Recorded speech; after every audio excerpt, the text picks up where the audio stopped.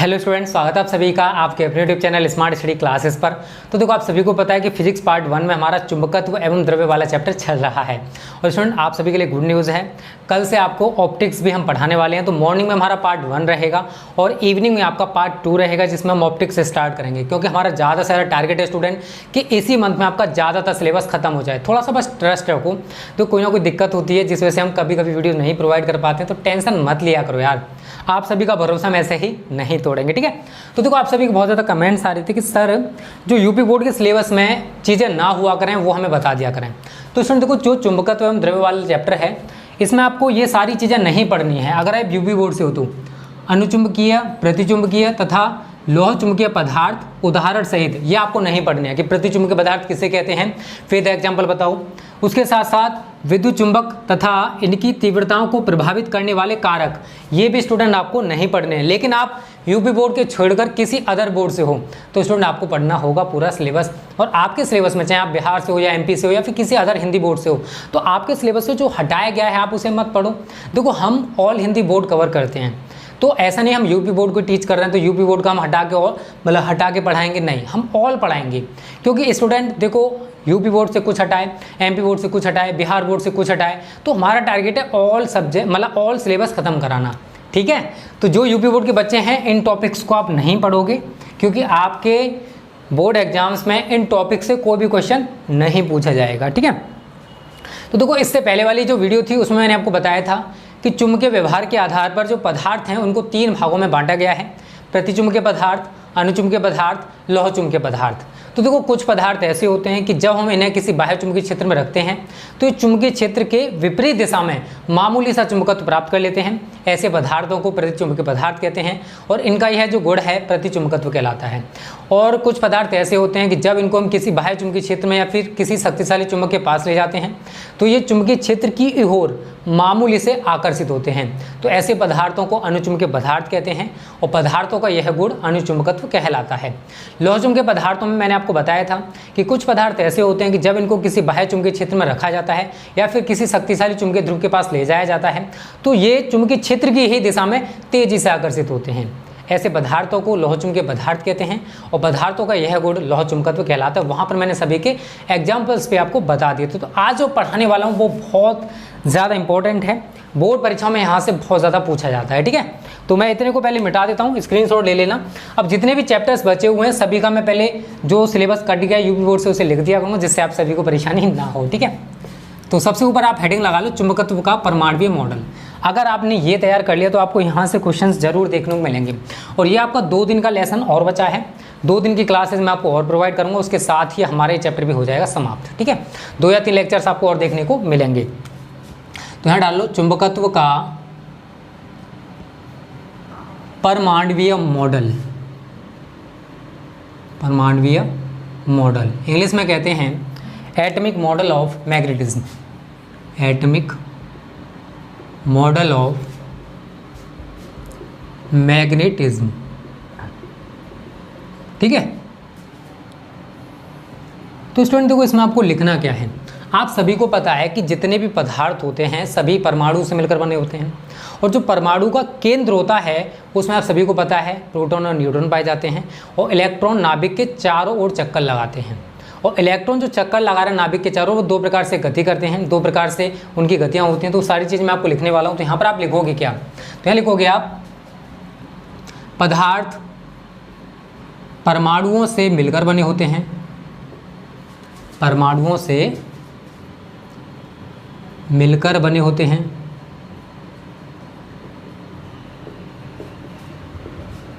परमाणु के केंद्र में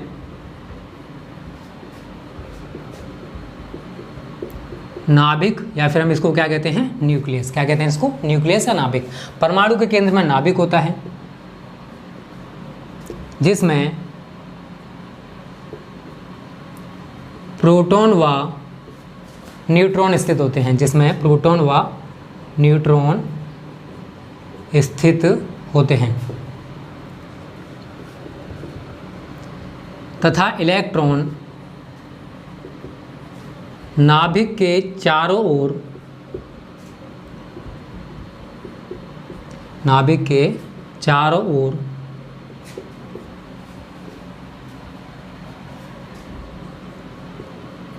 दो प्रकार से गति करते हैं, दो प्रकार से गति करते हैं। ठीक है, कौन कौन सी दो गतियां हैं स्टूडेंट, वो मैं आपको बता देता हूँ। नंबर 1 है आपकी कक्षीय गति, नंबर 1 कक्षीय गति, ऑर्बिटल मोशन। ठीक है, और दूसरी होती है चक्रण गति, स्पिन मोशन। तो देखो इलेक्ट्रॉन जो है नाभिक के चारों ओर दो प्रकार से गति करते हैं। आप सभी को पता होगा कि हमारी जो पृथ्वी है किस प्रकार से सूर्य के चारों ओर चक्कर लगाती है। देखो अपनी धुरी पर पृथ्वी घूम रही है और घूमने के साथ साथ आगे बढ़ रही है। जैसे सपोज करो ये हमारा सन है, ठीक है, तो हमारी पृथ्वी यहाँ पर है, तो ये पृथ्वी क्या करती है, ये मैं सोच रहा कि पृथ्वी केवल यूं ही चक्कर लगा रही है लगातार ना, इसकी जो धुरी है पृथ्वी की उसके चारों ओर भी चक्कर लगा रही है, मतलब इस तरीके से घूमते हुए आगे बढ़ रही है। ठीक है, इस तरीके से आगे बढ़ रही है, अपनी जो अक्ष है उस पर भी घूम रही है, उसके साथ साथ आगे भी बढ़ रही है। तो अपनी अक्ष पर घूमना हो गया चक्रण गति, और आगे बढ़ रही है जो जिस टाइप से बढ़ रही है उसको कहते हैं हम लोग कक्षीय गति। तो मैं यहाँ पर आपको एक छोटा सा डायग्राम बनाऊंगा किस प्रकार से। देखो यहाँ पर आप बनाओगे न्यूक्लियस, यहाँ पर हमारा क्या है, न्यूक्लियस है, नाभिक है, प्लस दिखाओगे, क्योंकि प्लस क्यों दिखाया जाता है, नाभिक में प्रोटॉन न्यूट्रॉन होते हैं। जो न्यूट्रॉन स्टूडेंट वो उदासीन होते हैं, मतलब उन पर कोई भी चार्ज नहीं होता, लेकिन जो प्रोटॉन है उन पर पॉजिटिव चार्ज होता है। और उसके साथ साथ आप ये दिखा दोगे, ठीक है, इस तरीके से आप बना लोगे। तो यहाँ पर मैं आपको इलेक्ट्रॉन्स दिखाऊंगा, ये क्या हमारे इलेक्ट्रॉन्स हैं, यहाँ पर मैं आपको इलेक्ट्रॉन दिखाने वाला हूँ। ठीक है, तो अब क्या हो रहा है कि ये जो इलेक्ट्रॉन्स हैं अपने इस तरीके से, मतलब अपने चारों ओर भी गति कर रहे हैं इस तरीके से, और उस तरीके आगे भी बढ़ रहे हैं। ठीक है ना, तो यहाँ पर आप इस तरीके से दिखा दोगे, ये रिप्रेजेंट करेगा चक्रण गति को। ये क्या है, हमारी चक्रण गति है, चक्रण गति। लेकिन इसके साथ साथ ये आगे भी बढ़ रहे हैं, इस तरीके से आगे भी बढ़ रहे हैं, तो ये है हमारी कक्षीय गति। क्या है ये, कक्षीय गति। ठीक है, अब देखो ये दोनों गतियाँ हो रही हैं इलेक्ट्रॉन की वजह से। अब इलेक्ट्रॉन चारों ओर बढ़ रहे हैं चक्रण गति और कक्षीय गति के कारण, तो इनकी वजह से क्या होता है, बहुत सारे धारा लूप उत्पन्न हो जाते हैं। तो यहाँ लिखोगे इन दोनों गतियों के कारण, इन दोनों गतियों के कारण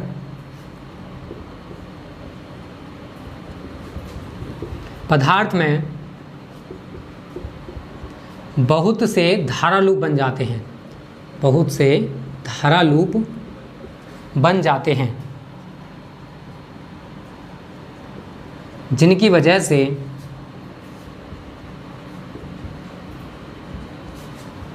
पदार्थ में चुंबकत्व आता है, पदार्थ में चुंबकत्व आता है। लेकिन चुंबकत्व का अधिकांश भाग, चुंबकत्व का अधिकांश भाग चक्रण गति के कारण आता है, चक्रण गति के कारण आता है। कक्षीय गति का योगदान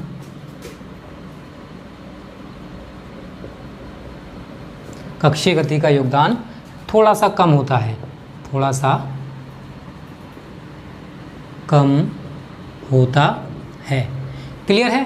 देखो क्या होता है कि ये जो दोनों गतियाँ हो रही हैं इनकी वजह से पदार्थ में जो बहुत से धारा लूप बन जाते हैं, और ये जो धारा लूप बन रहे हैं इन्हीं की वजह से पदार्थ में चुंबकत्व आ जाता है। लेकिन चुंबकत्व का जो ज़्यादातर भाग है चक्रण गति के कारण आता है, कक्षीय गति का जो योगदान है थोड़ा सा कम होता है। अपनी जगह पर घूम रही है ना, अपनी जगह पर जो इलेक्ट्रॉन्स घूम रहे हैं इनकी वजह से पदार्थ में चुंबकत्व का ज़्यादा पार्ट आएगा और कक्षीय गति का योगदान थोड़ा सा कम आएगा। क्यों आएगा?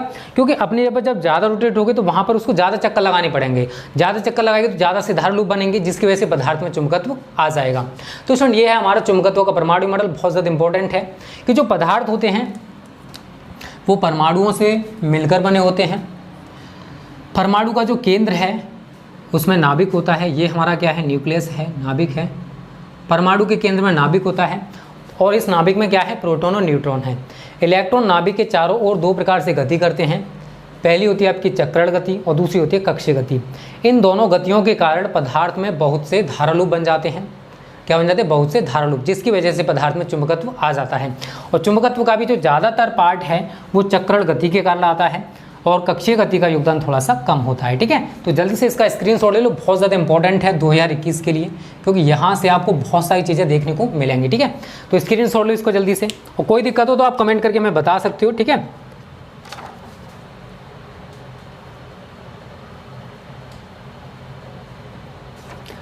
इसको मिटा दें। अब जो टॉपिक बताने वाला हूँ बहुत ज़्यादा इंपॉर्टेंट है स्टूडेंट, यहाँ से आप समझने का प्रयास करना, क्योंकि ये जो 3 चीज़ें मैं आपको बताऊंगा, 3-4 चीज़ें बताऊंगा, यहाँ से क्वेश्चन आपका हर साल किसी ना किसी सेट में ज़रूर बनता है। ठीक है, तो देखो कैसे क्वेश्चन पूछेगा यहाँ से वो मैं आपको बता दूंगा। तो बस मेहनत करते जाओ यार, बिना मेहनत के आप बोर्ड परीक्षा में अच्छा इसको नहीं कर पाओगे। ठीक है, do hard work if you वांना get your target. अगर अपना टारगेट अचीव करना चाहते हो तो मेहनत तो करनी पड़ेगी। ठीक है, चलो तो यहाँ पर हम लिखते हैं, यहाँ पर देखो मैं आपको बताऊँगा 3 तरीके के क्वेश्चन, 4 क्वेश्चन मैं आपको बताने वाला हूँ। Question number 1, question number 2, question number 3, question number 4, क्योंकि अब जो आगे मैं पढ़ाऊँगा ना क्वेश्चन टाइप में ही कराऊँगा, नहीं तो आप कन्फ्यूज हो जाओगे। ठीक है, कैसे क्वेश्चन? क्वेश्चन नंबर 1 है हमारा, चुंबकत्व के परमाणुीय मॉडल से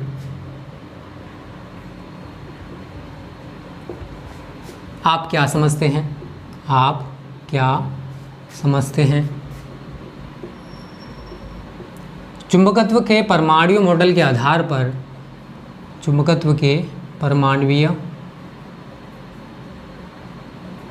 मॉडल के आधार पर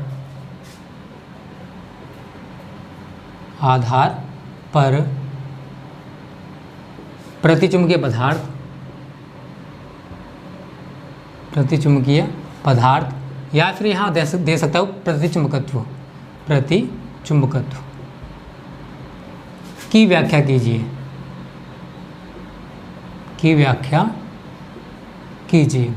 ठीक है, इस तरीके से बोर्ड में क्वेश्चन बनेगा। तो मैंने अभी आपको बताया था कि चुंबकत्व के परमाणु मॉडल से आप क्या समझते हैं। अभी जो मैंने मिटाया है ना वो यही था, चुंबकत्व का परमाणु मॉडल। तो सबसे पहले आपको चुंबकत्व का परमाणु मॉडल लिखना है, और इस चुंबकत्व के परमाणु मॉडल के आधार पर मैंने आपको 3 तरीके के पदार्थ बनाए। ये सभी बोर्ड के लिए है, आपके सिलेबस से केवल ये हटा है कि प्रतिचुंबकीय पदार्थ और उसके उदाहरण, बट व्याख्या नहीं हटी है। तो यहाँ पर हमें प्रतिचुंबकीय पदार्थ या प्रतिचुंबकत्व की व्याख्या करनी है। एक तो ये क्वेश्चन बनेगा जो कि बहुत ज़्यादा इंपॉर्टेंट है, बहुत ज़्यादा पूछा जाता है। एक और जो क्वेश्चन बनेगा, यहाँ पर 4 क्वेश्चन मैं आपको बताने वाला हूँ। चुंबकत्व के परमाणुीय मॉडल से आप क्या समझते हैं? आप क्या समझते हैं? चुंबकत्व के परमाणुीय मॉडल के आधार पर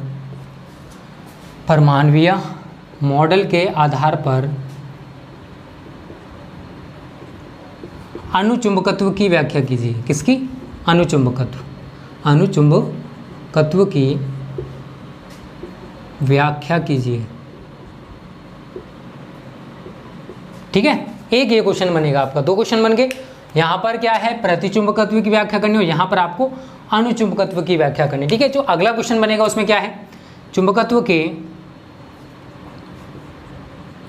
परमाणुीय मॉडल से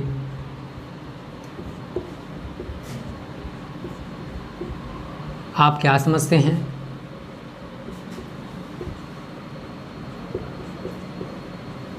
चुंबकत्व के परमाणुीय मॉडल के आधार पर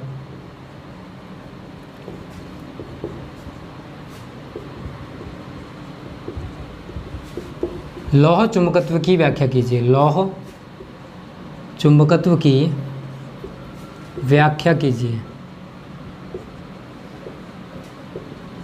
ठीक है, उसके साथ जो 14 क्वेश्चन बनेगा वो बहुत ज़्यादा इम्पोर्टेंट है। चुंबकत्व के परमाणुीय मॉडल से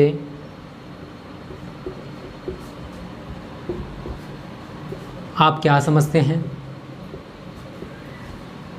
आप क्या समझते हैं?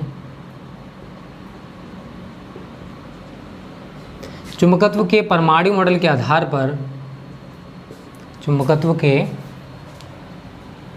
परमाणुीय मॉडल के आधार पर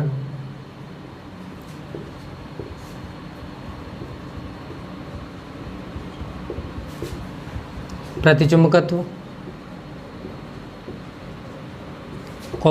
अनुचुंबकत्व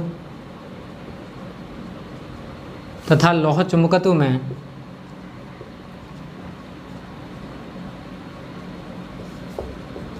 अंतर की व्याख्या कीजिए। अंतर की व्याख्या कीजिए।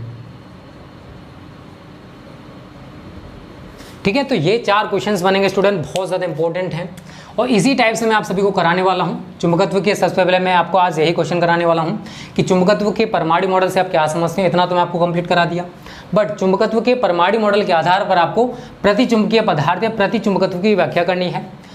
ये वाला क्वेश्चन है, चुंबकत्व के परमाणु मॉडल से आप क्या समझते हैं। चुंबकत्व के परमाणु मॉडल के आधार पर अनुचुंबकत्व की व्याख्या कीजिए। और तीसरा क्वेश्चन बनेगा हमारे यहाँ से, चुंबकत्व के परमाणु मॉडल से आप क्या समझते हैं। चुंबकत्व के परमाणु मॉडल के आधार पर लौह चुंबकत्व की व्याख्या कीजिए। और अगला जो क्वेश्चन बनेगा बहुत ज़्यादा इंपॉर्टेंट है 2021 के लिए। यहाँ से चुंबकत्व के परमाणु मॉडल से आप क्या समझते हैं। चुंबकत्व के परमाणु मॉडल के आधार पर प्रतिचुंबकत्व, अनुचुंबकत्व तथा लौह चुंबकत्व में अंतर की व्याख्या आप सभी को करके बतानी है। तो जल्दी से इसका स्क्रीनशॉट ले लो, क्योंकि मैं इसी टाइप से आप सभी को सारे क्वेश्चंस कराऊंगा। तो यहाँ तक तो आपको कोई भी दिक्कत नहीं होगी। तो पहला क्वेश्चन हम डिस्कस करते हैं स्टूडेंट आज का, बहुत ज़्यादा इंपॉर्टेंट है। देखो इसी टाइप के क्वेश्चन आपको बोर्ड में देखने को मिलेंगे, टेंशन मत लो, ठीक है।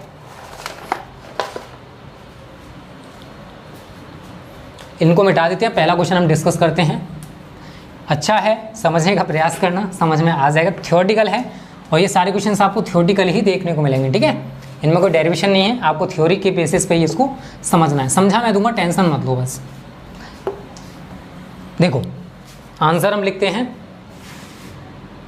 तो इसमें आप क्या लिखोगे वो मैं आप सभी को बताने वाला हूं, ठीक है। क्या लिखोगे, प्रतिचुंबकत्व का गुण, प्रतिचुंबकत्व का गुण प्रायः उन पदार्थों के परमाणुओं या अणुओं में पाया जाता है, अणुओं में पाया जाता है जिनमें इलेक्ट्रॉनों की संख्या, जिनमें इलेक्ट्रॉनों की संख्या सम होती है। सम का मतलब जानते हो, 2, 4, 6, 8 इस तरीके से सम होती है। इनमें 2-2 इलेक्ट्रॉन मिलकर, इनमें 2-2 इलेक्ट्रॉन मिलकर एक युग्म बना लेते हैं। युग्म का मतलब जानते हो, जोड़ा, एक युग्म बना लेते हैं जिनमें एक इलेक्ट्रॉन का चक्रण, एक इलेक्ट्रॉन का चक्रण, चक्रण का मतलब घूमना, दूसरे इलेक्ट्रॉन के चक्रण के विपरीत दिशा में होता है, विपरीत दिशा में होता है। इसलिए एक इलेक्ट्रॉन के द्वारा, ये मैं समझाऊंगा, टेंशन मत लेना, एक इलेक्ट्रॉन के द्वारा उत्पन्न चुंबकीय आघूर्ण, उत्पन्न चुंबकीय आघूर्ण दूसरे इलेक्ट्रॉन द्वारा उत्पन्न चुंबकीय आघूर्ण से, उत्पन्न चुंबकीय आघूर्ण से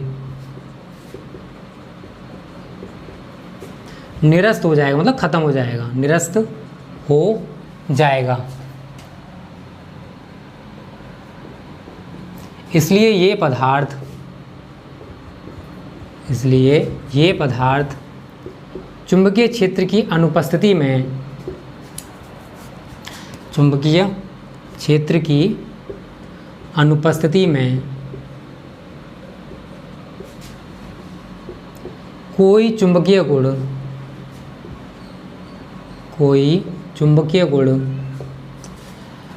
प्रदर्शित नहीं करते, ठीक है। बहुत ज़्यादा सरल है, बस समझने का प्रयास करना, समझ में आ जाएगा, ठीक है।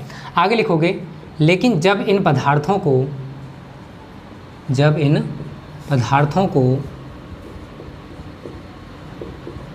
बाह्य चुंबकीय क्षेत्र में रखा जाता है तो दोनों इलेक्ट्रॉन की गतियों पर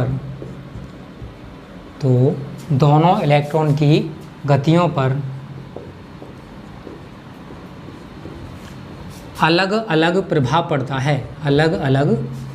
प्रभाव पड़ता है, एक इलेक्ट्रॉन की गति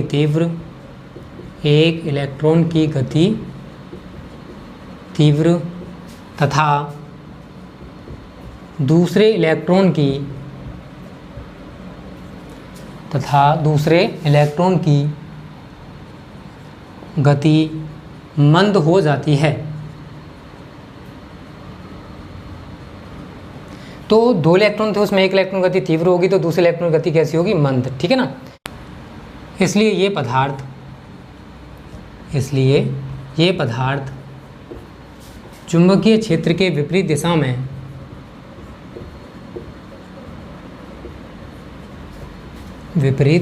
दिशा में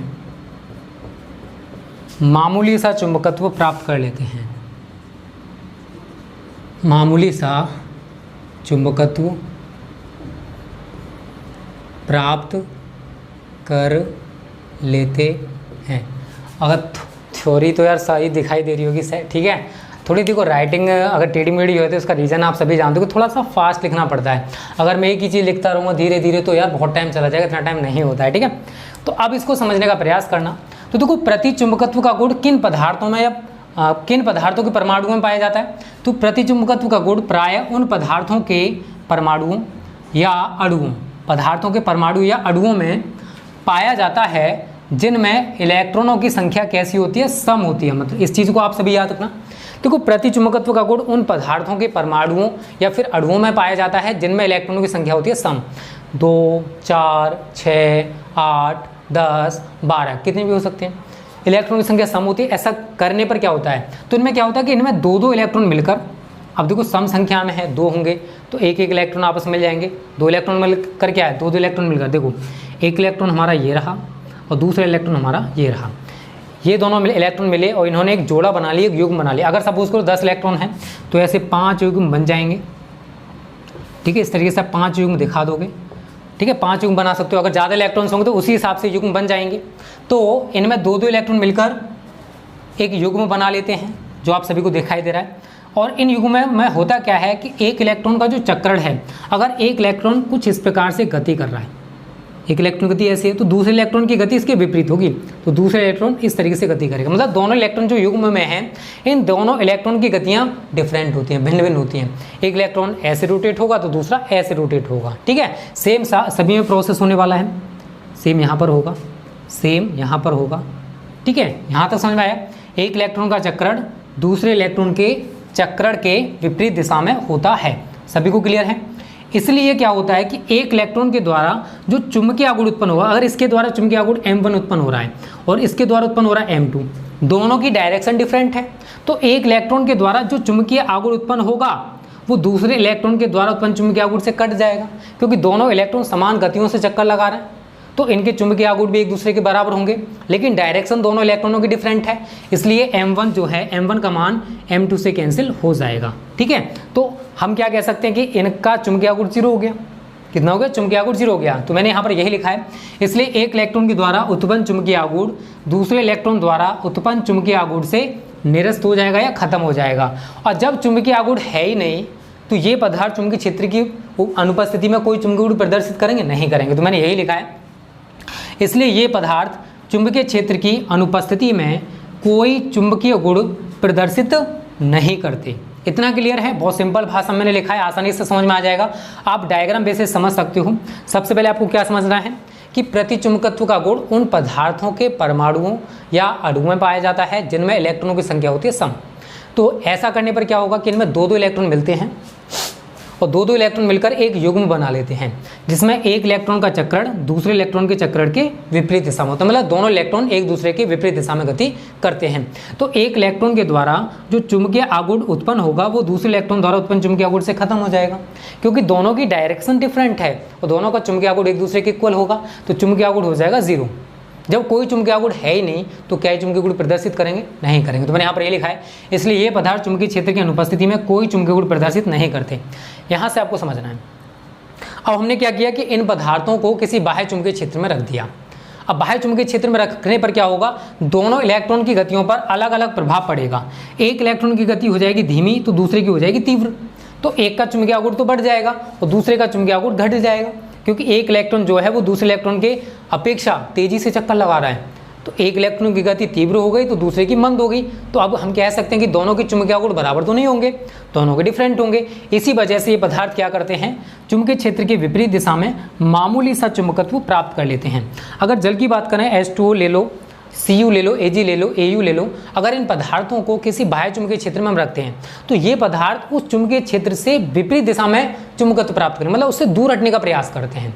तो इन पदार्थों को हम क्या कहते हैं, प्रतिचुंबकीय पदार्थ, और इन पदार्थों का ये जो गुण होता है उसको प्रतिचुंबकत्व कहा जाता है। तो बहुत सिंपल भाषा है, जब इन पदार्थों को बाह्य चुंबकीय क्षेत्र में रखा जाता है तो दोनों इलेक्ट्रॉन की गतियों पर अलग अलग प्रभाव पड़ता है। एक इलेक्ट्रॉन की गति तीव्र तथा दूसरे इलेक्ट्रॉन की गति मंद हो जाती है, इसलिए ये पदार्थ चुंबकीय क्षेत्र के विपरीत दिशा में मामूली सा चुंबकत्व प्राप्त कर लेते हैं। तो इस तरीके से स्टूडेंट आपको पहले क्वेश्चन का आंसर लिखना होगा। आप एक दो बार देखो खुद प्रैक्टिस करोगे तो आपको ऑटोमेटिक तैयार हो जाएगा। Practice makes perfect. अब ये मत सोचा करो, अब देखो मैं समझा रहा हूँ, सभी बच्चे आप देख रहे हो, तो ऐसा नहीं हो सकता कि मैं आपको 100% सेटिस्फाई कर दूँ।